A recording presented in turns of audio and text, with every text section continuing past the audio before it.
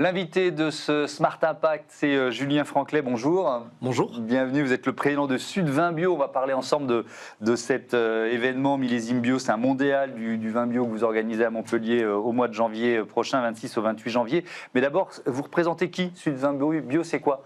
Alors Sud Vin Bio est une association interprofessionnelle qui regroupe en fait tous les acteurs de la filière viticole bio en Occitanie. Donc nous représentons 1100 vignerons bio d'Occitanie et une cinquantaine de metteurs en marché. D'accord. Et donc cet événement, 26-28 janvier, c'est la 33e édition déjà. J'ai été déjà surpris par la durée. C'est-à-dire que cette préoccupation du vin bio, elle existe depuis plus de 3 décennies. Effectivement, déjà l'agriculture biologique existe depuis 40 ans, puisqu'en 2025 nous avons fêté les 40 ans du label.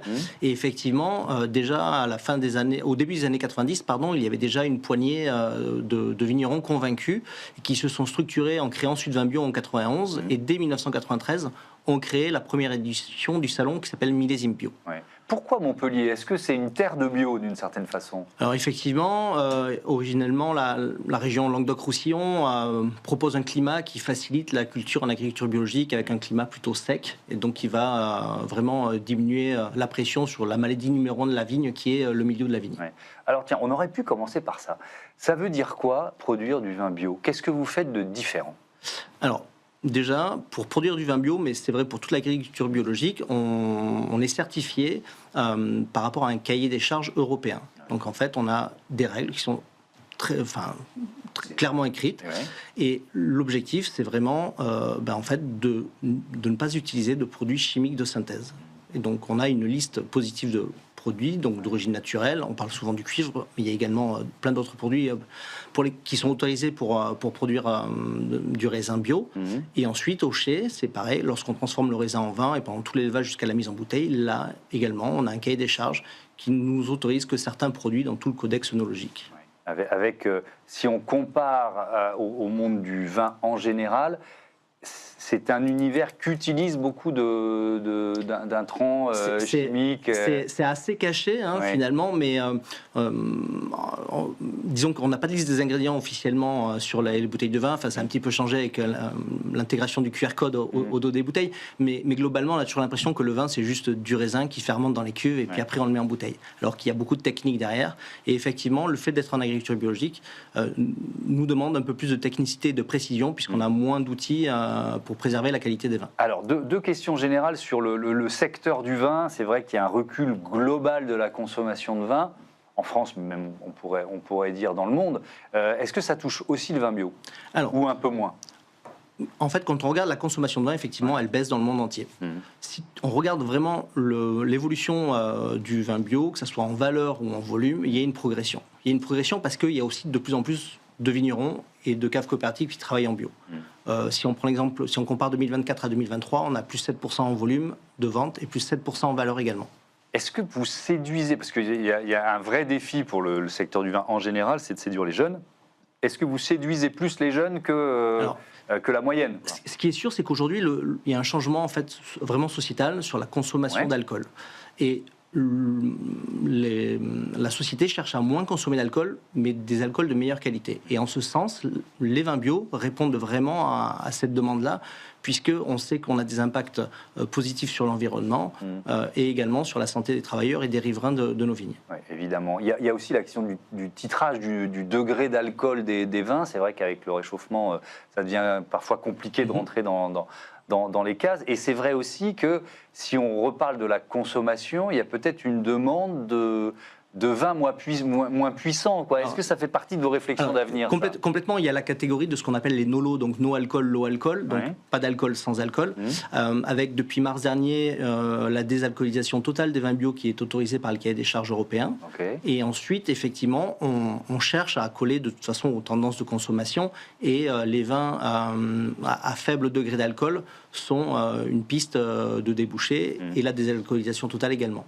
Est-ce que le secteur du vin bio a besoin du soutien de l'État? Est-ce que c'est un secteur sous subvention? Alors, parce que ça peut valoir pour le bio en général. Hein. C'est une vraie question qu'on se pose. Souvent, cette question est souvent posée, mais on s'aperçoit que quand on décortique, par exemple, la PAC, la part d'aide qui va à l'agriculture biologique est relativement faible dans le volet de la PAC. Alors, on a besoin d'aide aux investissements, d'aide à la restructuration de notre vignoble. Ça, c'est quelque chose qui est important, puisque, comme je vous disais tout à l'heure, on a des changements de consommation. Donc, ce qui veut dire qu'on a besoin de faire évoluer notre vignoble pour coller aux consommateurs. Et ensuite, on a aussi des besoins pour trouver des débouchés, et ça, c'est assez important de pouvoir avoir le soutien de l'État sur ces actions-là. Alors, le vin bio, il fait sa part de la lutte contre le dérèglement climatique, ou en tout cas le travail commun qu'on essaye de faire pour limiter les dégâts du réchauffement.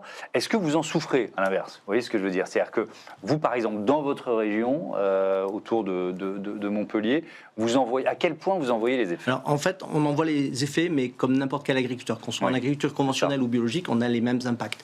Sachant que l'Occitanie est une grande région, avec toute une partie du vignoble qui est sur un climat méditerranéen. Moi, je suis originaire du Gers, vigneron dans le Gers, et donc du coup, je suis sur la partie océanique. Et donc, on a des problématiques avec le changement climatique, mais qui sont assez différentes. L'arc méditerranéen va plutôt souffrir d'un manque d'eau et avec une désertification par endroits du monde agricole, sans parler de l'incidence des incendies, notamment du méga-feu de cet été. Et à contrario, nous, dans le sud-ouest, on va avoir un autre problème. Des fois, c'est un excès d'eau au printemps. Donc vraiment, si on prend juste le cas de l'eau, on a vraiment des difficultés dans la gestion et qui peut aller d'un extrême à l'autre. Mais est-ce que, alors la question je la pose quasiment à chaque fois, mais c'est bien de le rappeler pour ceux qui doutent du réchauffement, c'est les vendanges, la date des vendanges, quoi. Alors, si on regarde si on prend un peu de recul. Moi, ça fait un peu plus de 20 ans que je vinifie. Lorsque je suis arrivé dans le sud-ouest et que mes premières vinifications ont commencé entre le 10 et le 15 septembre, aujourd'hui, on commence les vendanges généralement autour du 25 août. Donc on a quand même presque 2 à 3 semaines. En peu de temps. Hein. En l'espace de 20 ans. En 2 décennies. En l'espace de 20 ans. Et on s'aperçoit aussi que la durée des vendanges se raccourcit. C'est-à-dire que normalement, on a des cépages qui ont des maturités différentes. Et incidence du climat fait qu'on a moins d'écart de temps en fait, entre la maturité de chaque cépage. Est-ce que vous êtes obligé aussi d'adapter vos cépages d'ores et déjà, ou est-ce que vous réfléchissez à une adaptation de vos cépages, alors pour subir ce réchauffement, ou alors pour les questions de titrage, de degré d'alcool par exemple? Alors il y a des réflexions, on parle souvent des cépages résistants, donc c'est des cépages qui sont naturellement résistants aux maladies, qui peuvent permettre en fait aux agriculteurs biologiques de mieux en fait résister à l'attaque de certains champignons. On a aussi, on sait que la consommation du vin rouge baisse plus vite que la consommation du vin en général, donc on a aussi une réorientation du vignoble avec moins de rouge et plus de blanc. Et ensuite, on peut également aussi avoir l'introduction de cépages qui vont mieux se comporter avec un déficit d'eau. À l'inverse, est-ce que vous voyez arriver des concurrents du Nord? Vous voyez ce que je veux dire? C'est-à-dire des régions qui ne faisaient pas de vin et qui commencent à en faire. Ça se développe. On sait qu'il y a des vignobles qui s'installent en Bretagne. Il y a des vins qui commencent à avoir de bonnes réputations en Belgique également. L'Angleterre, depuis déjà quelques années, sur la partie effervescente. Sur le salon Millésime Bio, donc, dans nos exposants, nous avons des exposants qui viennent d'Angleterre. Nous avons un exposant qui vient d'Angleterre. Et dans les années qui viennent, parce que ces vignobles sont assez jeunes, donc il va leur falloir un petit peu de temps avant de pouvoir venir jusqu'à Millésime Bio, mais je suis sûr que d'ici 2-3 ans, on aura effectivement des vins de nouveaux vignobles. Alors on peut trouver que c'est désastreux, on peut se dire c'est une bonne nouvelle, mais moi ça m'inspire plutôt une question sur la capacité du vin français à se réinventer, parce que voilà, c'est le vin peut-être le plus réputé au monde, qui vit peut-être un peu sur ses acquis. Est-ce que vous avez parfois ce sentiment-là dans les difficultés ou la crise que le secteur, au-delà du bio, que le secteur en général traverse? L'arrogance française, on peut dire ça comme ça aussi. J'en suis pas persuadé, parce que le vignoble essaye de se réinventer quand même depuis longtemps. Alors il y a toujours un peu le poids des générations aussi, qui est jamais facile quand on veut faire table rase du passé. Mais en tout cas, aujourd'hui, je crois que chaque vigneron a bien conscience du fait qu'il faut avancer et que ceux qui n'avanceront pas seront amenés à disparaître. Donc vraiment, c'est changer nos pratiques, les améliorer et coller toujours plus au mode de consommation.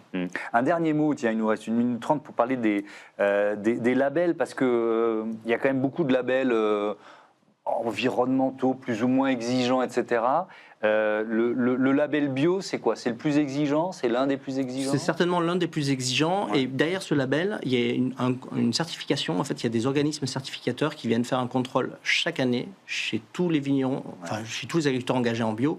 Ils sont mandatés par le ministère de l'Agriculture et ils viennent nous contrôler. Donc on a des audits et on est contrôlé précisément sur le fait que l'on respecte bien le cahier des charges de l'agriculture biologique. Dans votre exploitation, par exemple, ça se passe comment? Vous savez à quel moment ils viennent? Alors, on a un audit qui est prévu, généralement en fin de campagne, pour pouvoir contrôler ce que j'ai effectué sur mes vignes et dans mon chai. Et puis, on peut avoir des audits inopinés également qui viennent contrôler n'importe quand dans l'année. Les agriculteurs payent pour cette certification, donc ça c'est quand même quelque chose qui est important, ça engage l'agriculteur et on parle souvent de surcharge administrative. Quand on est en bio, on se rajoute une surcharge administrative avec la certification bio.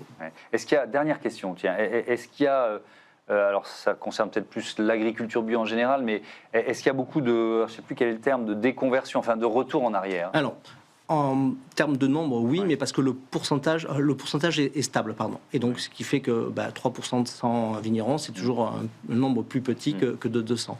Pour l'instant, on ne le voit pas exploser, ce chiffre-là. On est très vigilant. On sait que l'engagement, par contre, la conversion baisse. Mais pour l'instant, on n'a pas de signaux forts de retour en arrière. De retour en arrière. Ça prend combien de temps de basculer au bio?